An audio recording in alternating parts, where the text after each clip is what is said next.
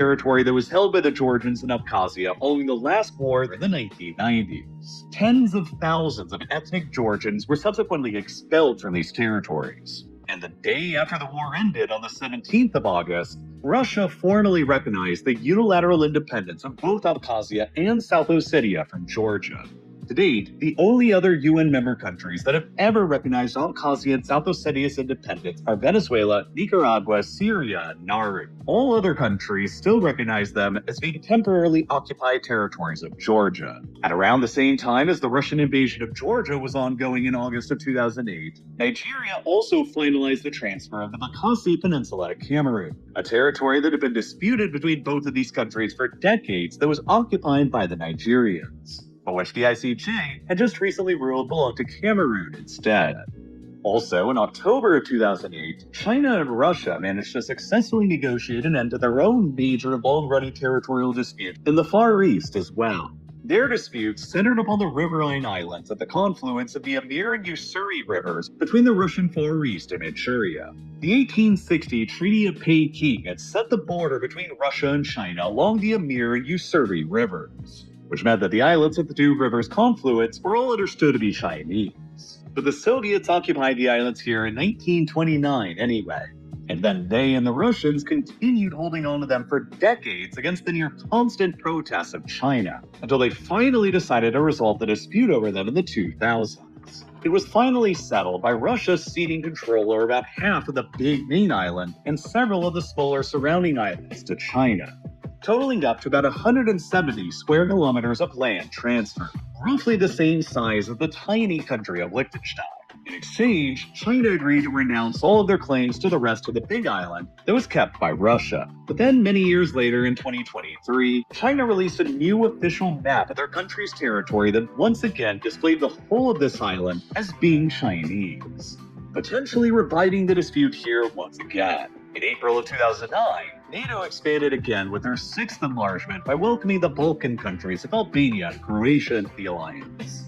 Later in July, China and Kyrgyzstan managed to successfully demarcate their border that involved Kyrgyzstan agreeing to cede over a small amount of land, about 9 square kilometers all in all, over to China. And then in November, the US and Mexico agreed on another tiny land transfer of a few little islands in the Rio Grande River. The US transferred 6 tiny uninhabited islands in the river to Mexico, while Mexico transferred 3 of their own tiny uninhabited islands in the river over to the US, resulting in an almost minuscule net gain of 0.17 square kilometers of land for Mexico out of the deal, only about 1/3 the size of Vatican City. The only event of serious note in terms of the world map changing that happened throughout all of 2010 was in April, when the then more pro-Russian Ukrainian government controversially decided to extend the Russian government's lease to the naval facilities at the port of Sevastopol in Crimea for another 25 years beyond when it was originally scheduled to end in 2017,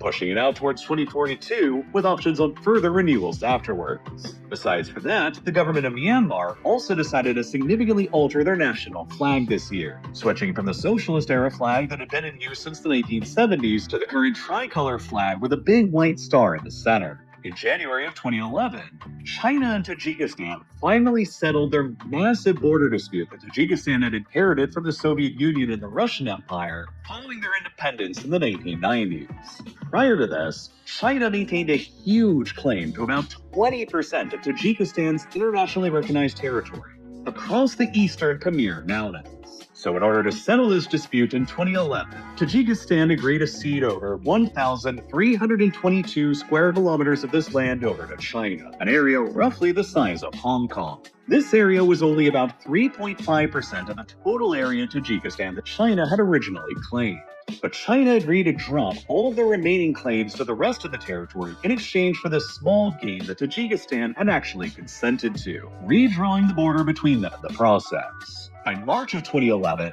mounting unrest in Syria would boil over in a full-scale civil war in the country, which would result in significant de facto territorial changes within the country later. Then in July of 2011, South Sudan seceded from the rest of Sudan and became the third new country to emerge uncontested during the 21st century, following Montenegro and East Timor. Following the conclusion of the Second Sudanese Civil War between the North and the South in 2005 that had killed millions of people, an exhausted Sudan agreed to allow the South to hold an independence referendum 6 years later in 2011. And so, when 2011 came around and the referendum was finally hosted across the South, an enormous 97% of the territory's registered voters turned out to the polls, and nearly 99% of them all voted yes for secession and independence. And so with that, South Sudan formally declared its independence in July of 2011. And although it went uncontested by Sudan, a few territorial disputes between them still remain, especially relating to the Abyei region between them that both sides continue to claim to this day that's about the size of Lebanon. By October of 2011, a civil war in Libya resulted in the collapse and overthrow of the decades-long Gaddafi regime in the country, which resulted in the rebels significantly changing the national flag of Libya from the solid green flag of the Gaddafi era back to the old flag that Libya used to use back in the 1950s and 60s before Gaddafi. Finally, on the last day of the year in December of 2011, Samoa and Tokelau formally swapped their time zone over to the western side of the international date line in order to become more closely connected to who would by then become their largest trading partners, Australia and New Zealand. Then in April of 2012, the state of Azawad unilaterally declared its independence from the nation of Mali,